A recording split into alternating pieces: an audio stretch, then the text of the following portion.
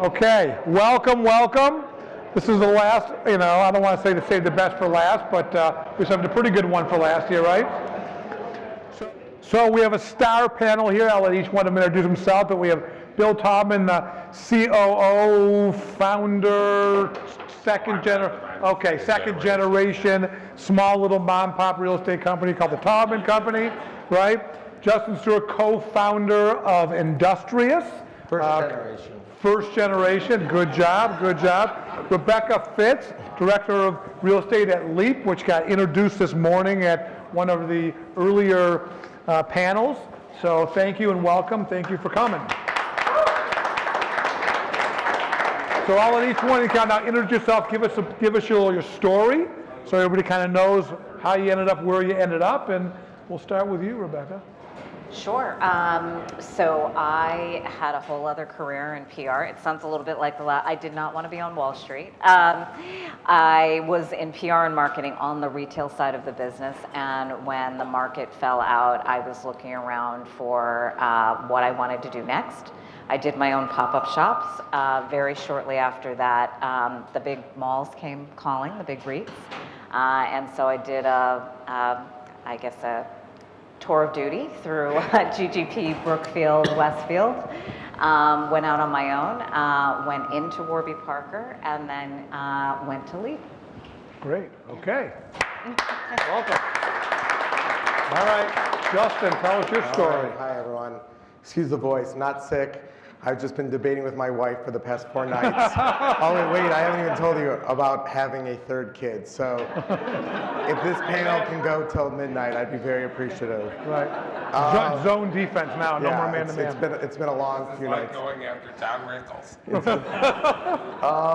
So the story is, started Industrious in 2013. I worked for a company out of China that brought Chinese equity to the US, and I was stationed in a co-working space in 2012, and none of my investors took me serious enough, so I moved my meetings to the Four Seasons and the Ritz-Carlton, and then all of a sudden everyone wanted to do deals with me, so then it became very clear that I needed to kind of set up the next generation of office space, and we did that in Chicago, and we have about 160 locations worldwide now. Wow.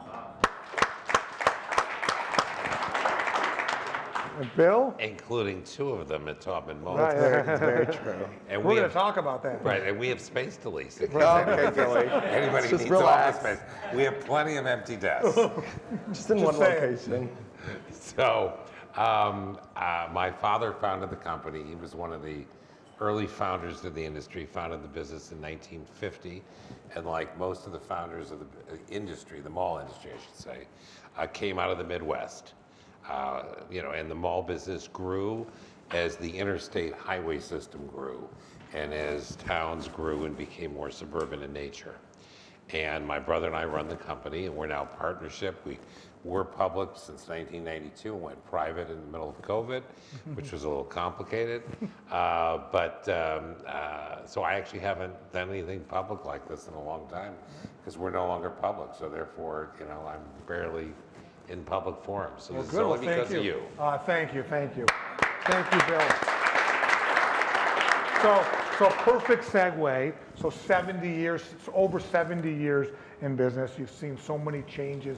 So just kind of a macro basis, you've watched all these changes over the last however many years you've been involved in the business and your father.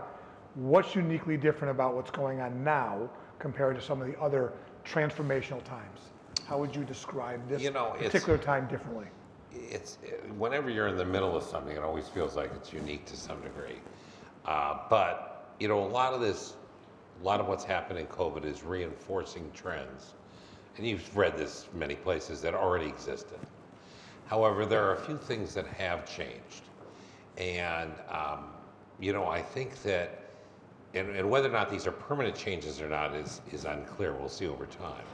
But clearly the desire of the consumer, of the customer to be social and in a public environment, to be in the store, in the mall, has been accentuated by being, cooped up for 2+ years. So we're seeing, obviously our traffic has returned to 2019 levels, but average spend and conversion, of course, is much higher. But I'd say the second thing, and this is something that always existed, always a long time, but because you can go back to the days when we had Woolworth and other things in the mall. But the consumer focus on brands and experience has been there and accelerated over time, but something changed in COVID.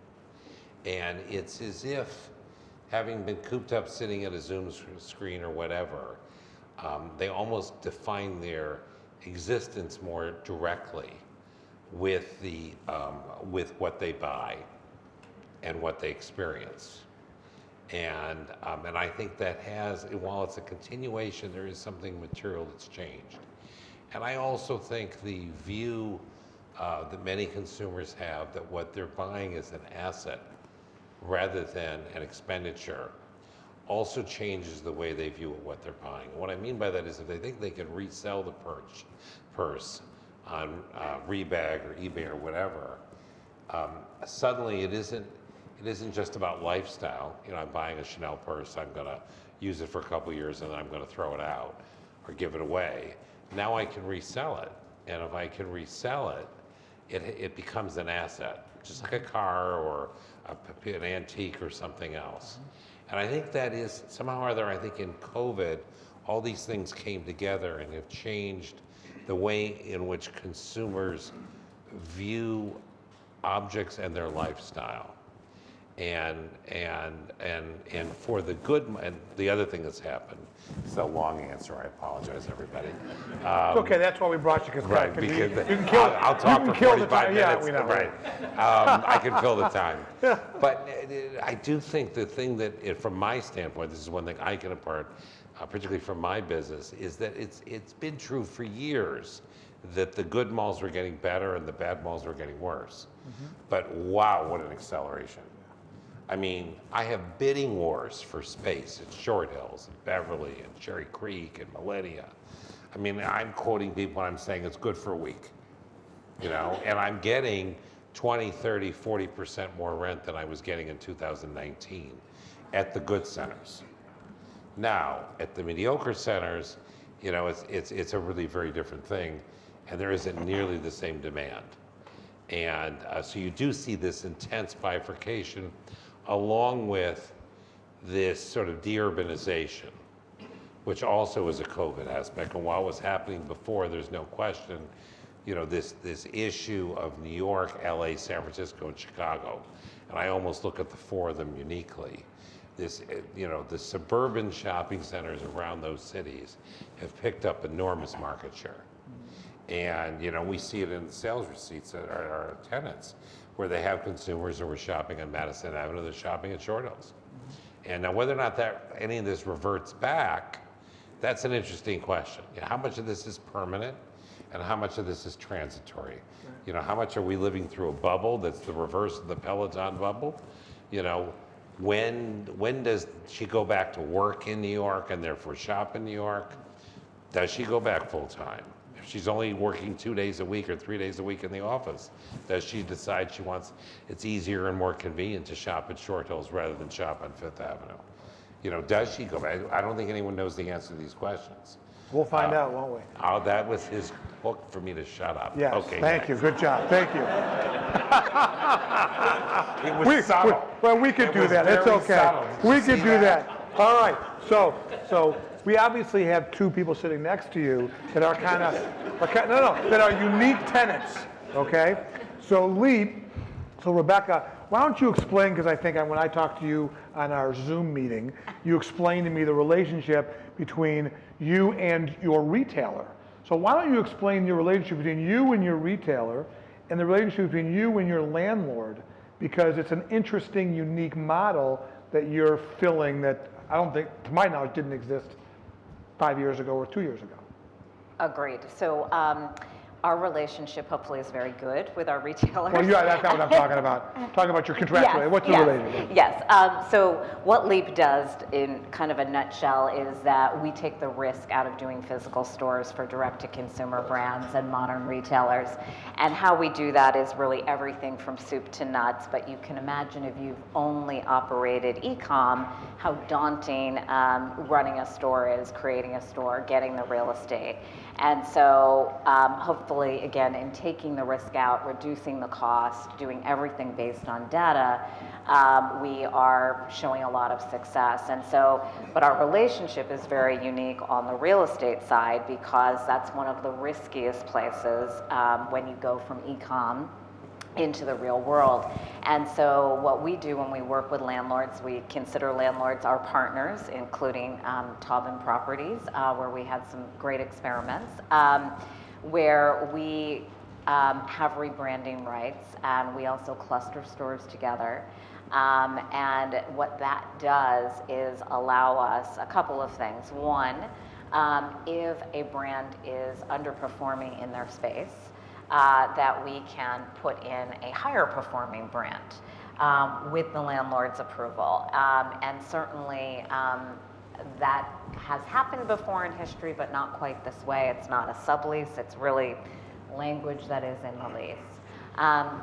And by putting brands together, again, it's about being on a platform with other brands, and we're pushing down on some of those operating costs, which gets to, again, taking the risk out of doing physical retail and allowing brands to hurdle when they couldn't just on an e-com basis. Right, so you're another option for the landlords, a unique option, and for these new omni-channel retailers who want to go in retail. Okay, all right, so now we got the oddball here, right? So an office in a mall. That's right. Right, so explain the theory behind that. One is, where'd that come from, and why do you think that's going to work, and is it working? And what is uniquely different about Industrious, and the same thing, compared to other co-working spaces? All right, you went 10 minutes, I got 11 minutes. Right. So, I'll go sit over there. I'm waiting to hear the answer. Yeah, we all are. Because he made a big investment in you, He so let's did. kind of find out, see how it goes. I think it's a good investment. So we're in about 500,000 square feet of retail space, so about 14 malls across the country. The first one was our Macerich project in Scottsdale Fashion Square. I didn't think it would do well. Me, personally, as a 40-year-old male, I would never think to work in a mall. Just didn't seem like that's a conducive thing for me to go up an escalator, around a corner, got the thing. It's just like, didn't seem like that's where young professionals, established companies would want to work. Boy, was I wrong. That space had offices for about 170 different offices, and we were pre-leased before the drywall went up in Scottsdale. Wow. And these are not just like ones and twos types types these were, hedge funds, accounting firms, law firms. So what it told me was the mall made no difference. It was the street corner was in, near all the amenities, and of course the parking.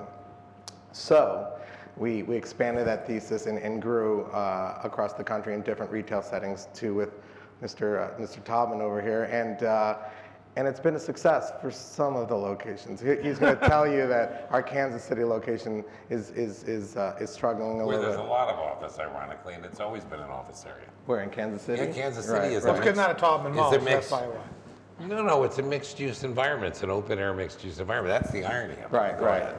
But yes, so to make a long story short, I think especially in a post-COVID era, more so now than ever, people are not working 5 days a week. People want to work closer to where they live. Usually where they live, it's closer to a retail setting, a mixed-use environment, and they don't want to go drive an hour downtown to a stodgy, boring office building. They want more action.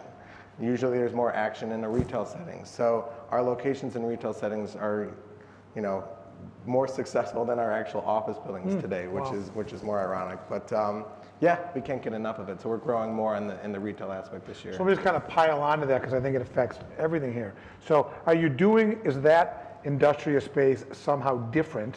Yeah. Is it built differently than one would be in a traditional office? And kind of tying to that, is there any unique relationships that you are doing with the retailers in there? So if I'm a member, I don't know if you call it a member or a user of Industrious, is there anything that's different, that unique, that because I'm in the mall with the landlord or with the retailers that are there, that I get because I'm also a member of Industrious? So we have a thing, we have a thing called a surprise and delight. So The way we're different than all of our other companies out there, like a WeWork or a Regus, at the end of the day, I think all of our locations are beautifully designed, but if you are a smart architect and a designer, you could copy our space stud to stud with the furniture. So that's not the secret sauce. The secret sauce is the hospitality. So, you know, when you go into a Hilton or a Four Seasons, you're getting the same thing. You're getting a bed, a shower, a sink, and blah, blah, blah. The reason why you're spending more at a Four Seasons is that service. So I think our customers are going into an Industrious for that expanded experience and that service. It's very white glove service. So in these malls, we have an operation associate that does this surprise and delight thing. So they get to know all of our members, what their wives do, what their husbands do, what their kids like, blah, blah, blah. And in the retail settings, they are more or less their personal shopper throughout the day. So tell us what you need, what are the anniversaries, what can we get you? And they basically bring that stuff up, you know, wrapped up, ready to go. Wow, that's pretty, okay. So now I'll go back to Bill here. So building out an Industrious, an office space, is very different than the tenant improvement allowance that you would give to a typical retailer. But it's a very different contractual relationship. Would you be okay sharing kind of the difference between, you know, without disclosing stuff that you're not comfortable with, about what's the difference between leasing to an Industrious that's kind of another layer of a customer, as opposed to leasing to Rebecca Leap or to Gucci or Louis Vuitton or Chanel?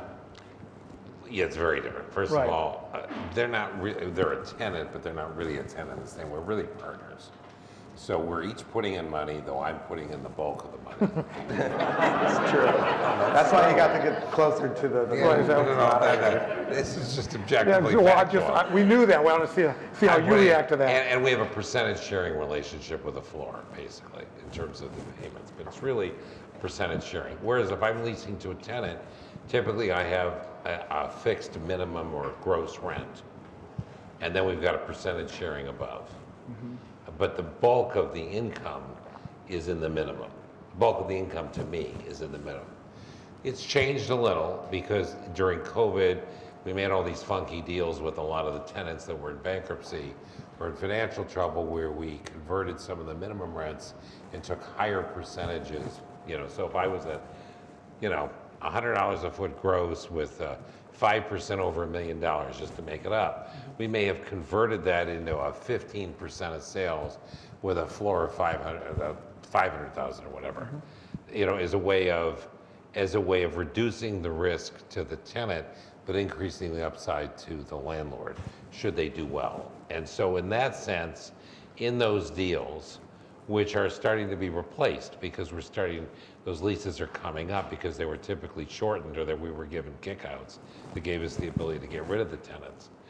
But in those deals are closer to what we have with Industrious because effectively we're a partner with the tenant. But typically we like to lease in the more traditional way. And of course, now that we have so much tenant demand, we're insisting on that. Right. Okay, great. So I'm going to switch topics over to you, Rebecca. So you talked about taking your online retailers and making them brick and mortar, and you're managing that for them, bringing them on. What if an existing retailer that had stores, 2 stores, 10 stores, 30 stores, and they came to Leap and said, hey, I want you to now do these other stores, and you manage and run them. Will you operate an existing retailer that wants to expand, and they're still continuing to operate their stores or some of the stores, and you operate some of the stores? Is that a model that you're doing, or would you consider doing? It's a model we're doing, so we have a spectrum of customers. You know, on the, I don't want to say it's the easiest end, they're actually probably the toughest customers, is a brand that really is doing their first store. So they're putting a lot of faith in us. And they're probably not asking a lot of questions. They're saying, where does the data go? You guys are the experts. On the other end, and I'll use a real life example, Faraday came to us. They have, you know, 40, 50 stores probably now, and said, you know, we've got a master broker, we've got these great resort stores, we've got stores in a lot of different places, but we don't have time to get stores open in Florida, which is a great market for us. So let's use Leap to, you know, expand in Florida and experiment in Florida in places. And that's exactly what we did. They have a great store on Las Olas in Fort Lauderdale, which is a powered by Leap store. And kind of going back to that, does the landlord look at the Leap lease better, worse, same than if they had to lease directly with the retailer. So I'd like to kind of hear from both you and Bill, and kind of from both a finance, a risk, a credit standpoint. It's a very different situation here when you are kind of like the management company, for lack of better terms, for the retailer, as opposed to the direct retailer. So I'd be curious, Rebecca and Bill, how that is working and what challenges you had to overcome. Sure, I'll kick it off. I mean, Leap signs the lease, so we are taking the risk. I've had a lot of, I don't want to say contentious, but interesting conversations with landlords as they wrap their head around it. And a couple of things that come up is, what have you filed Chapter 11? And again, I always think we're very good partners. So if a brand is not doing well in the space, we have another brand whose data matches it and these rebranding rights, and we'll put it in. If Urban Outfitters files for Chapter 11, you're going to litigate, you're going to have to relet. So we hope we're never leaving a landlord with an empty space. That's really our agreement in signing a lease. We did a Series B fundraise of $50 million, so our balance sheet shows up a lot better than it did last year, which made my job certainly easier. And when you think about that, I'll play out an example. If I put Good Life in a space and for some reason they're not doing well, and and they file Chapter 11, I'm your diverse portfolio. And so they may, go the way of Chapter 11, but we'll have another brand and, a huge suite of brands on the platform that are high performing and ready to go in. And maybe the data shows up for a brand like Third Love. And then the landlord is getting, another great direct-to-consumer brand or another great modern retailer. And then, that final piece that I think really gets landlords comfortable is that now we have these rebranding rights, but it is with the landlord's approval. So, everybody is curating their properties beautifully. To Billy's point, you can have a lease out for a week and I'm on the other end of it. I'm in a knife fight with another brand that I probably know really well, and I'm holding my breath to see who wins. So that's what the environment is like right now. So Bill, how do you react to Leap versus direct to the retailer? What are you encountering? Well, I think it starts with what's the deal. In other words, most of the Leap deals tend to be, or those types of deals tend to be more short-term and percentage only oriented in terms of the lease terms. We're really, looking to get the highest rents and the best merchandising. Those don't always go together, by the way.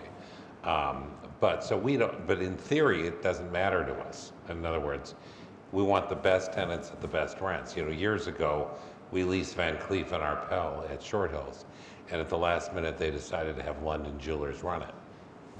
I mean, actually, London's done a better job running it than I think Van Cleef would have.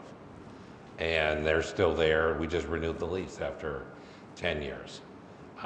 So, I mean, it's fine. I mean, if they're a good operator, Leap's a good operator, you're happy to have them or you're happy to have the brand. Often the Leaps of the world will do a better job managing the actual store operations than a young direct-to-consumer brand that's just starting out. And can I just issue a correction? We're up to 47 stores. We did a lot of short-term stores during COVID, but we're not a rotating pop-up. So now we're doing 5, 10-year leases and paying real rent. Should be music to your ears. Am I getting better? It looks like we've made a deal here. Right, a little long term, right? The issue we would prefer in theory to have direct, be able to control the space more directly. But it can make sense if they can bring in brands that would not otherwise be accessible to us, might not be ready, et cetera. But I would prefer if they're making a deal with a brand like Faraday, who we have a relationship with and have stores with, I'd rather have the Faraday store in theory. But if Faraday isn't really opening stores, doesn't have the capability of running them well, we're much better off with Leap. Right. Okay. So we talked a lot. That's what's going on here is that the real estate, your box, your land that you have, the uses within that space is so different now than it was in the 90s and early 2000s. okay? So what do you see, and I'm kind of asking all of you, you got Industrious, you got Lead, what other uses for the actual physical brick and mortar do you see trending that's non-traditional for that space that you're seeing? Obviously industrial, what else are you seeing is coming into those within So your you're not different- going to be surprised. There's no one size fits all. American Dream sits not that far from Short Hills. And, they're very different physical plants, they're very different merchandising models. We have shopping centers where entertainment, for instance, is an important element of the merchandise mix. But the Short Hills shopper, and I only use Short Hills because a lot of people know it here, the Short Hills shopper has no interest in any of that. It would actually be a negative if we brought a lot of that traffic in that really wasn't focused on the more upscale brands that are really the core of Short Hills. So you can't look at it as one size fits all. I mean, I think you got to look at each property and decide what's relevant to that consumer based on who lives there and who shops there. And obviously there's more entertainment than there used to be. There are a lot of new entertainment uses. How many of these uses are going to be successful? Who the hell knows? None of them have really good balance sheets. They're all looking to the landlords to put money in to help finance their growth. Some of them will be successful, no doubt. But I think it's great that there's energy around creating out-of-home entertainment that will draw customers in. In terms of like medical uses people talk about, those are really space fillers. So in other words, you put in, if you can't find anything else to put in the space, you'll put in the medical use because it drives some revenue. But it should be like, it's like going into a good mall and seeing DSW shoes. No disrespect, that should be a little bit of a caution. Okay, like if they have to fill space with uses like that, what does that mean about why can't they fill the space with more traditional full price users? And so, obviously a lot of the strip center tenants are now looking at malls as well, and that can be fine. But, TJ Maxx is very different than, say, Neiman Marcus. And I'm not a believer that we need to be everything to everybody. I mean, sure, at South Coast Plaza, you could be everything to everybody, given the size of the nature and the uniqueness of the location. But I'd rather own a segment, whatever that segment is, and be really narrow and deep, but wide enough so you have a broad customer profile, but really own the customer. I really feel like, and we do a thing in our company, this is not really an answer to your question, I'm drifting a little, I apologize. That's okay. But we do a thing in our Watch us every company, other day. once a year we sit down and we have to come up with a vision for the center. And if it's more than 6 or 7, 8 words, we don't know what it is. And so, when you think about Short Hills, it's the dominant luxury mall in northern New Jersey. And that's clear. I mean, everybody understands what that is. But it also means you're not other things. And you're not going to put in Putt Shack and, all these other uses that may be interesting new uses. They're just not interesting uses for Short Hills. They're interesting for American Dream, and we'll see how American Dream does. But as an idea, as an entertainment-driven retail experience, it's certainly an interesting idea that should have some applicability in other places as well. We put Industrious into Short Hills, and they're actually doing quite well. Now that people are back working, they've leased all the space up, actually, meeting the original pro forma, believe it or not. And So what's going on here? Believe it or not, actually. I didn't make you sign that agreement. I'm just saying. We're just saying. But there are lots of, the great thing about what's going on right now are all these direct-to-consumer brands that want to be in the mall. We have all this demand. I mean, I got Aloe Yoga and Voria, all these brands all across the country are making deals everywhere. And I'm replacing Ann Taylor and Ann Taylor Loft and Talbots and all these dead brands with all these new ideas, and that's got to reinvigorate the brick and mortar experience. And so we're thrilled. This is like a great moment for the mall. It feels like we're back in the days of the, I can remember we were putting merry-go-round, and you got to be old to remember that. Yeah, I know merry-go-round. And a lot of these brands in, and when the Gap went national, when Mickey created the Gap as we think of it today. No, not as we think of it today, as we thought of it then. But anyway, as he created this dynamic, exciting new experience as a retailer. And we have that going on now, and I think this is just great. It's really the renaissance of the mall. mall in many ways. Well, isn't that what, there's been a lot of experts who said that, a third of the malls will close over the next whatever decade, but isn't that just a flight to quality? Isn't that just the quality ones, whether it be location, operators, so on and so forth, that's where it's all leading to? So people sometimes focus on the numbers. I actually think more than a third will close, but I'm not sure how much it matters. And it matters in one sense, but not in another. 90% of the value of the mall industry is in the top 60, 70, whatever shopping centers. So there are 1,200 malls in America, but the bottom 600 aren't worth anything. They're really worth land value. Mm-hmm. So, at the end of the day, the flight to quality has already occurred because all of the net asset value is in the best centers. Mm-hmm. And that's where all the investment will occur. That's where all the new ideas will occur. And so, that's where all these new brands are going. And it just sort of reinforces this virtuous circle. The new exciting brands go to the best malls, therefore they become better malls. Mm-hmm. Therefore, other new exciting brands want to be in them. And therefore, everybody pays higher rent in those malls, which is a good thing for me. You, right? If it's good for Billy, it's good. Okay, right? All right, so let's switch topics here. We all talk about, in all of our businesses, the old work from home. Okay, so how does work from home affect the retailer, the actual brick and mortar retailer? Is that better or worse? How is it affecting your consumer, your buyer at Leap? How is work from home affecting Industrious, both in the malls and outside the malls? Right? Is that helping or hurting because they can say, I just work from home as opposed to the Industrious?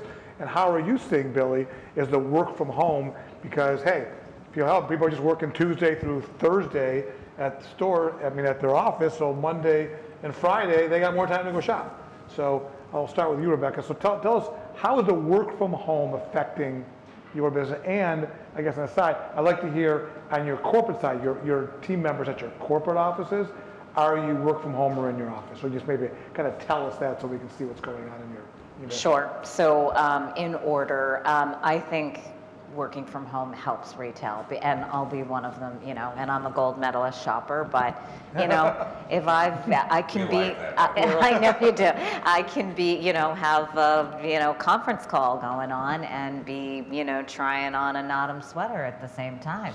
Just come off mute and, chat about whatever I need to do. So I think it is probably good for retail. If you look at retail as leisure time and an activity, meeting the consumer where they're at. I look at the numbers every single day for our 54 stores right now, and I think it's good for the Monday, Tuesday, Wednesday, and then the Thursday through Sunday, is what it is. Leap is a group of retail nerds. We love each other. We love to be around each other. We have a very small office at 40 Worcester Street, and we are bursting at the seams and getting a new office. And we also have an office in Chicago that is also bursting at the seams.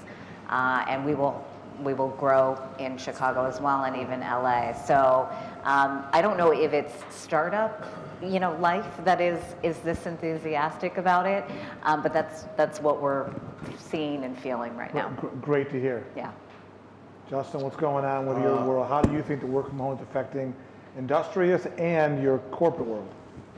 Well, on a personal level, you couldn't pay me enough to work from home. So I can't do it. It never worked.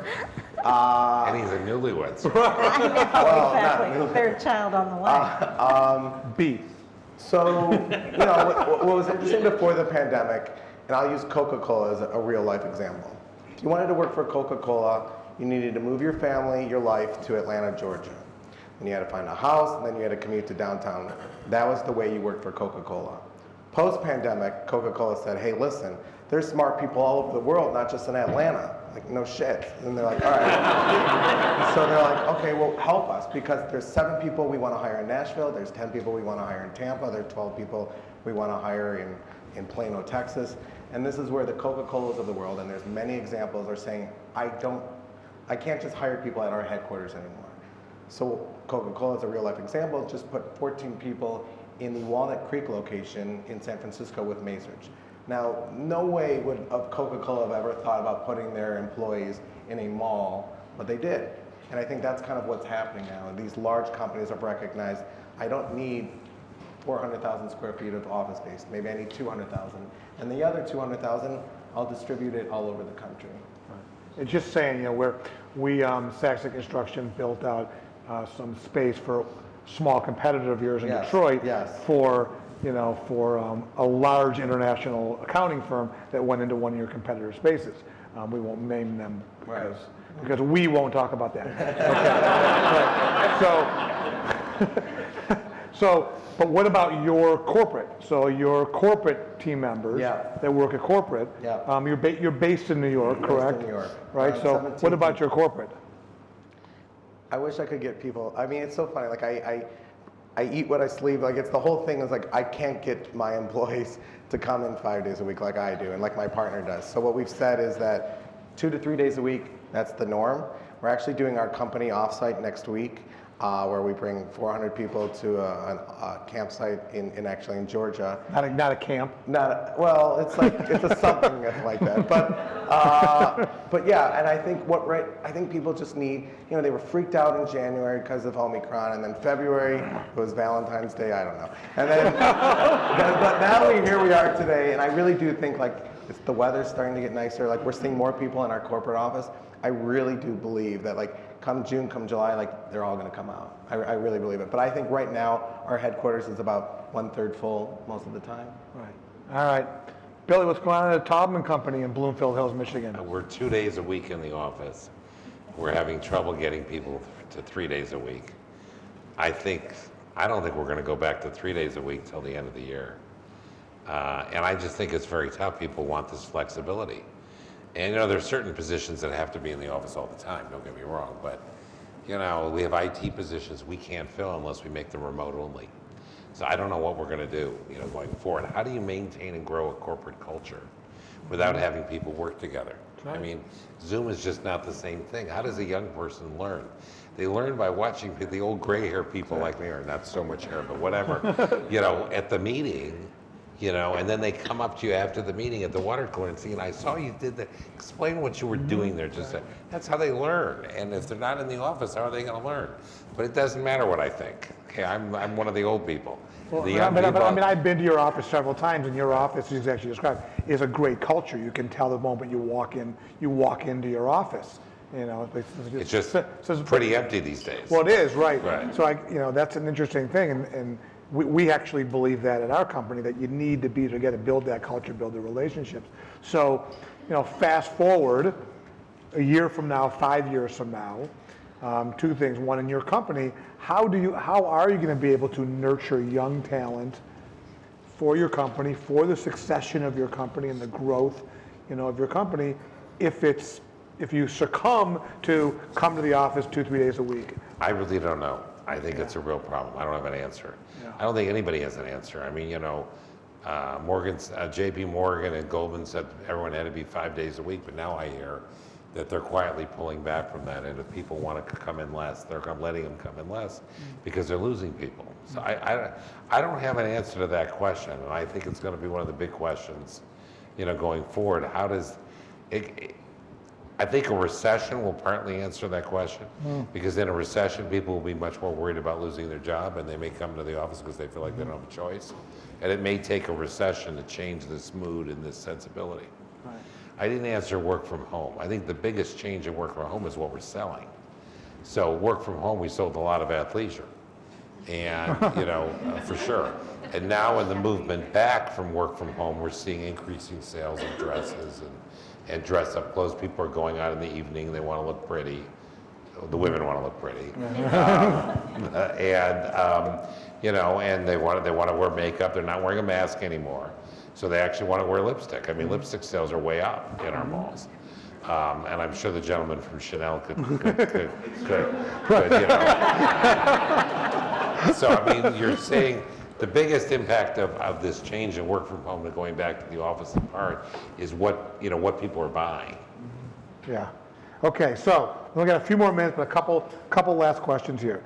What do you think is the next, I'll call it, consumer product that will be effectively void or taken away from the brick and mortar retail? So I use the example of books. I mean, even Amazon, who said they're going to go back into the book business, have now closed all the bookstores. So buying a book at a bookstore is pretty much obsolete. Okay, just using that micro. I don't know how you can say that Barnes & Noble's doing better than ever. They earned more money last year than they ever have in their history. How many are there? 400 or something. Okay, Barnes so & Noble. let's not use books as an example. Bad example. Toilet I paper. mean, there's no question. Let me just say, Toilet paper. No, I think this is important. Amazon failed. Amazon failed because they're not a retailer. They don't know how to operate retail stores. The first time I walked into the bookstore in Seattle, they were touting it. And We they had build me that, come out and Jeremy, say- did we build that one? I said, this is nothing. Okay. I was gonna say, well, it was This our is just fault. an excuse. This was just an excuse for them to sell, Alexa and all the rest of the electronic stuff. Right. It wasn't really a bookstore. Okay, so forget about, gotcha. Bad example, right? So, I mean, the 4-star thing was like a junk store. I mean, they sold this idea that Okay. it was everything that sold. is there any product that you think that the next product that, online is going to take away from the brick and mortar, that will just remove it? Because some things have tried. In fact, glasses, Warby Parker said they're going to do it. They went to brick and mortar, okay? Yeah, but I So- think that's a different phenomenon. I think they went to brick and mortar because they found that they couldn't be profitable in an online-only situation. They still sell lots of classes online. Yeah. I would put this a little differently. I don't know if there's I'm not smart enough to know what product it would be, because if I were smart enough, I'd probably go do something about it. But I think in principle, You're doing just fine. anything that can be commoditized Right. and can be reordered easily without a need to touch and feel it and understand it. Any object that's like that, that's a basic commoditized object, can be Amazoned. Dog food. Easy. Dog food, whatever it is, anything. The minute it becomes something that is special, or something that has unique qualities about it, or something that the consumer wants to feel and touch, I think that gets much more difficult. And that's why when you look at the clothing they sell, it's really much more basic clothing. It's really much less about fashion than it is about basic. I mean, look at Shein. Look at how well they've done online. But partly that's the tax situation. Our government decides they want to subsidize a Chinese company using slave labor. That's like a good thing to do. Yeah, that's a Why good idea. somebody would explain that? If somebody can explain that to me, I'd like to understand that. But that's just an aside. So I don't know if any of you are here for the two previous speakers, Oliver, who talked about the metaverse, okay? Yes. So that was quite fascinating. So Metaverse Retail, anybody have a comment on that? Sure, How Billy about does. Industrious, Metaverse and Industrious I don't in the see Metaverse? Industrious going to the Right, metaverse. so That's difficult for me to understand. Rebecca, anybody want to comment on that? I think it's probably a little far out, and I'll only say this off of reading. I'm not that fascinated by it. I want to live in the here and now, and we've just all been cooped up, for 2.5 years. But I think the questions that people are asking are, what will the customer experience be there? We're challenged right here, right now, and so I think there are lots of difficulties there. I think the metaverse is interesting. And then I also think, product-wise, it's cyclical. I kind of actually hope I'm one of these people. I like to put on some lipstick. You're wearing earrings Chanel again. lipstick. Of course. That athleisure is probably getting pretty saturated and is going to need to cycle out. What will come next? I don't know. The 90s is back. There's all kinds of things going on. I don't know what the product would be.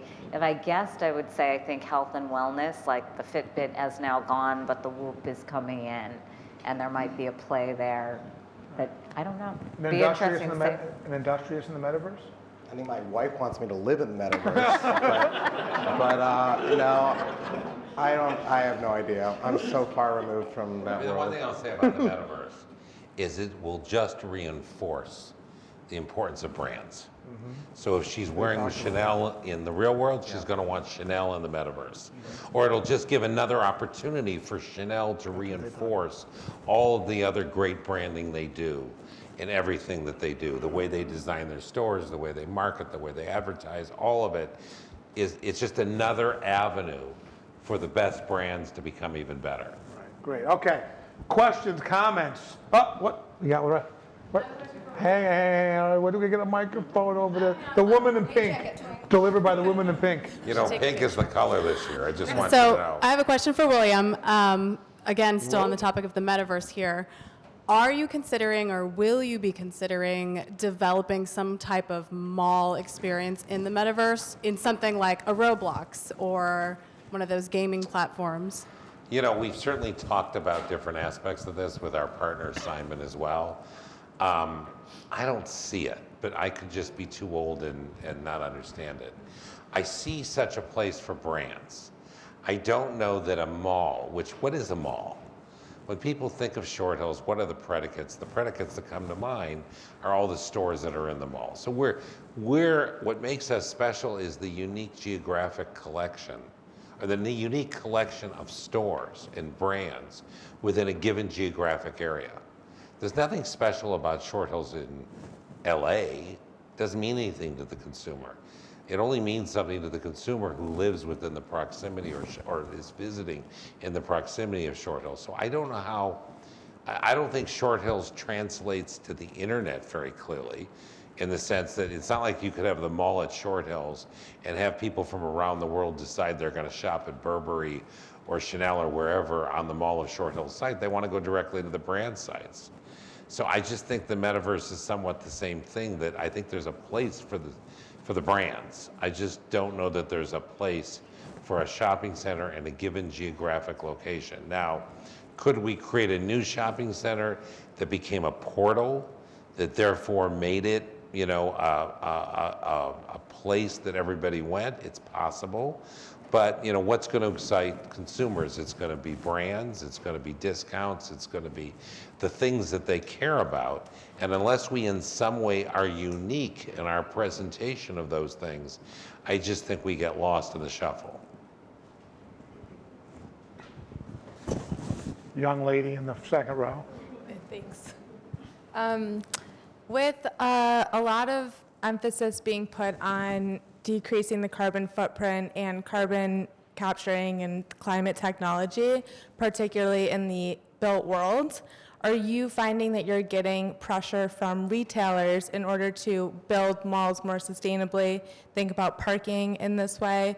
You know, LEAP, are you working with any retailers who are asking that of the spaces that you're in? And Taubman, are you seeing that in the way you're building? And Industrious, are you considering any of that when you're looking at where you want to be? I can go first. I come from a more traditional retail background, and because LEAP underwrites the CapEx, and it's kind of worked out this way, but I think it's a great story as well. You know, we do not spend, you know, I think our stores look like we do a full build, but we do not spend as much as a full build, and I think there's a nice sustainability story there. And, you know, part of it is the FF&E.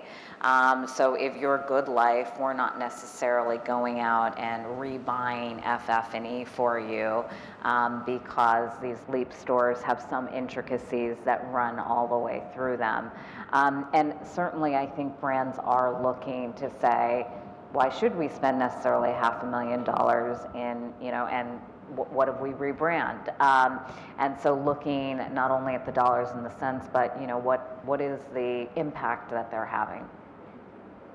I mean, most of our build-outs are about 40 to 50,000 square feet. So we've taken over, in Billy's building, we took over a Sachse, right? Was it Third floor Sachse. Third floor Sachse. So, you know, what we really do well in is these walkable mixed-use areas. But the problem is these mixed-use areas, you can't find 40,000 square feet of space. So what we're doing now, as of like last month, we're now doing 10,000 square foot spaces in the Birmingham, Michigans, in the Carmel, Indianas, where we can actually get that walkability. So that kind of like answers that part. But the truth is, besides it just being great for the environment, it's really great for us because our walkable markets are our most successful markets as well. This is a complicated question. Certainly the banks and the financial institutions care about your sustainability, and we had the highest mark of any retail real estate company last year in terms of all the work we've done with solar and saving energy, and we're all centralized now in terms of our control of all the equipment around the world, and so we've been able to cut our electric use like 40% over the last 5 years. So we've done a lot. The truth is, the consumer says she cares, but how much does she really care? Will she really pay an extra $2 for a blouse because it's, quote, sustainable? They say they will, but then Shein is now worth $100 billion, and there's nothing that is less sustainable than the throwaway garbage that they send you with slave labor that makes it. So for all the talk the consumer has about how much they care about the environment and sustainability, she shops at Shein in the worst way. No. So thank you all for everything. Thank you for participating. Thank you to our panel. That's great. Thank you.